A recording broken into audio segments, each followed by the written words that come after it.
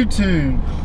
Man, it's good to be here. This is episode 1, season 1 of the vlog for Flavia River. I'm pretty excited. As you can see, I've got my little yellow vest on. I am actually on the way to go quit a job up in Fort Collins. In case you don't know, we're in lovely, sunny, beautiful Colorado. It's currently 70 degrees here. It's supposed to get up to 80, and then snow on Friday. So you can imagine that the frustration I have with this. So we'll jump right into it. So I own a company called Flavia River Aerial Imaging. And what do we do? That is a good question. What do we do?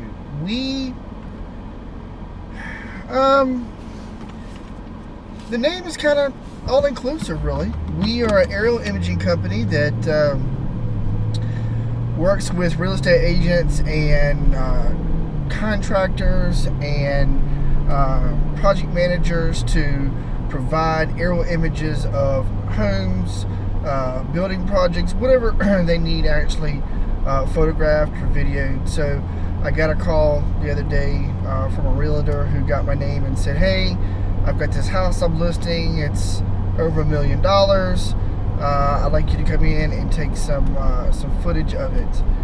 And I'm like, "Well, yeah, of course, I'll come do that." So we're gonna meet today and just kind of look. I don't know that I'll fly today. Maybe I will. It's kind of bright in the day and the sun's not the best, but I certainly will maybe give it a go. If I need to come back, I will. So with that, I guess I need to tell you guys a little bit about what, about me and about the company and kind of what this whole series of vlogs is going to be like, because that's super important, kind of the basis of all this. So I started this company officially last September. I've had the idea in mind for 2 years now. Started flying drones about 2.5 years ago, and thought, this is a great opportunity for me to come out and make some money potentially. And when I tell you, it's not been nearly as easy as I thought it was going to be. It has certainly been an adventure. It's been a costly adventure, I might add. So it's not as simple as going out buying a drone and calling it a day. I mean, there's so much more that you have to think about that I didn't think about initially, and kind of reared its ugly head later as I progressed through this. So this series of vlogs is kind of dedicated to people who love to fly drones and maybe are interested in starting their own company, their own aerial imaging company or mapping company, or whatever it is that you want to do in the drone world. I'm going to give you an idea of what you're looking at, and in reality, what kind of cost is going to be associated with some of these things. So, as I said earlier, I do live in Colorado. It's gorgeous here. We're a very drone-friendly state. So, we have good legislature here that does it, compared to other states, does not come down hard on the drone industry. I give a lot of credit to the people who work behind the scenes to write papers, letters to council members of different jurisdictions who are very knowledgeable, far more knowledgeable than I am in regards to this, and why they can't enact some of the drone laws that they are proposing. I mean, it was down in southern Colorado. There was a jurisdiction that said that you could shoot drones down, and if it flew over your property, and that's just not the case. I get that a lot, actually. I get a lot of people who say, "Oh, if that drone flies over my property, I'm going to shoot it down." Well, okay, it's a federal offense to shoot it down. You wouldn't shoot down a helicopter or an airplane, then this is really no different. It's registered with the FAA. It has a number assigned to it by the FAA. So there are a lot of ramifications for doing that. Now, some other states have chosen to passed some really shady law about flying over people's property without their permission, and that's illegal too, but I guess they don't really care. They're just going to do whatever they want to. But there are a few people who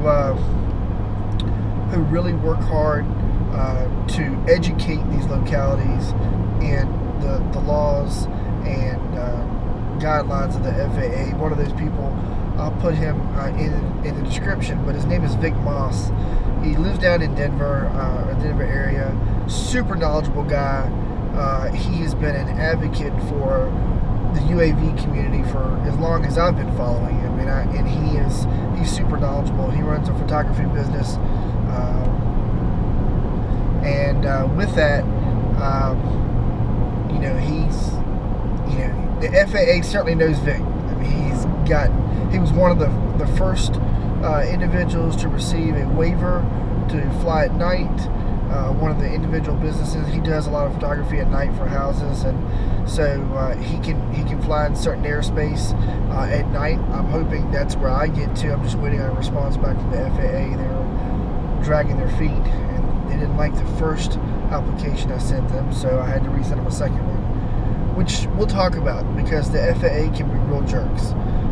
They are very specific on what they are looking for, and if you don't have it in your application for these waivers and authorizations, then they're simply not going to approve it. So, and that's frustrating from my standpoint, because if a client calls me and goes, "Hey, I'd like for you to fly my house, and it's in Class E airspace," well, I have to put in a waiver, or Class D airspace. I have to put in waivers, and that typically wouldn't be a problem. I have to apply for this thing, but the waivers are taking quite some time to come back. I mean, they're taking anywhere from 30 to 60 days to return, and that's frustrating because clients don't want to wait that long to fly for you to photograph their area. They'll move on, or they'll get somebody who's willing to do it without a waiver, and I'm just not willing to do that. I've got too much wrapped up in my business to fly where I'm not supposed to, or fly above the airspace that I'm not supposed to. It's just not worth it. So there are a lot of hoops to jump through, and I hear that they're going to make it a lot easier here in the near future to apply for waivers and get them back rather quickly, but that's yet to be seen, so I don't know. So getting back, I started the company, bought my first drone a couple of years ago, and I said, this is a great idea. I'm gonna fly, I'm gonna practice, and then I think I'd like to start my own company doing this. But my wife, she's supportive, but anything that costs money, she's not super thrilled about. So I said, hey, this is what I want to do. I want to fly over and make some money, and she's like, yeah, okay, well, we'll see when you start making some money. So I decided just to kind of go at this full speed. I ended up having to move from one house to another in the middle of all this, so I had to take a little bit of a hiatus. But in September of last year, I finalized my LLC, all my federal ID numbers, everything that I needed to really make this business work. And said, I upgraded my aircraft to a different unit, and this is going to be it. This is going to be what I need to do. And I quickly found out that wasn't the case. When I say I lost thousands of dollars, I lost thousands of dollars in business because the aircraft that I had, while it was good, it wasn't what the clients wanted me to use. They asked me what kind of aircraft I have. I told them, and they're like, we'd prefer you have this type of aircraft. And well, I don't have that type of aircraft. Well, I'm sorry, this is kind of what we want. Well, unfortunately, the aircraft that I had at the time cost me $1,600, $1,700. Good aircraft, 4K. It's made by Unique, and we'll talk about Unique and their issues. But it was the Typhoon H. It's a hexacopter, 6 blades, great aircraft, 4K camera, but it just it wasn't what they wanted. They wanted something that was, unfortunately, when people hear of a company, and I'll just say DJI, they're like, oh, well, what kind of aircraft do you have? You tell them, well, I've never heard of that. We'd like to have either a Phantom 4 or an Inspire to take these photos, and you don't have it, then they feel like that nothing else is really good enough. And upon really thinking about it, it really wasn't good enough, unfortunately, what I had. It didn't have the ability to change lenses or anything else. So yeah, I mean, I had to sell an aircraft, and I had to buy another one. I ended up buying an Inspire 1 by DJI, the Pro model that has the X5 camera on it. And we'll go into detail a little bit more about why I chose the X5 over the X3 camera. Some guys say X3 is just fine. Others say you really have to go with X5 for functionality and versatility. And to be honest with you, I agree with them. The X5 is just, it's an expensive camera. The camera alone runs anywhere between $1,800 and $2,000, and that doesn't include any extra lenses. If you want, it comes with a lens, a 15mm lens, but if you want anything more than that, say you want a zoomable lens that's 14 to 42 millimeter,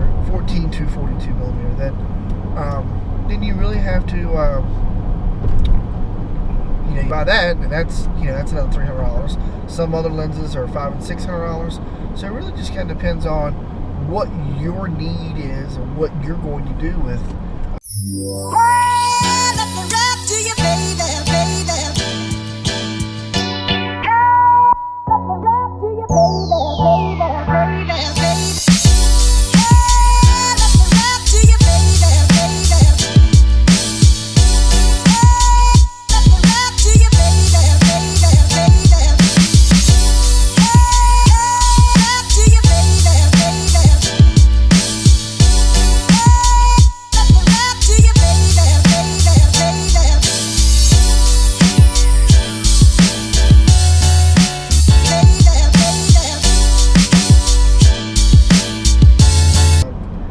Anybody who tells you that getting into this industry is easy and getting clients is easy is nuts.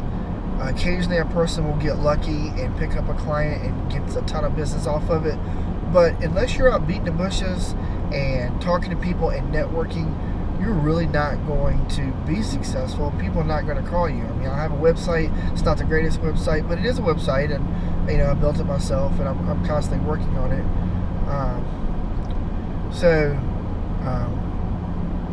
You have to have, there's a kind of thing, your infrastructure kind of has to be in place.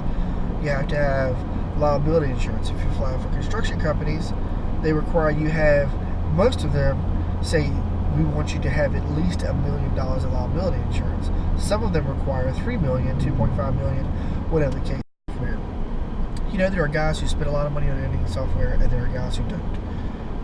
I kind of got my start of the whole vlog series by following a guy.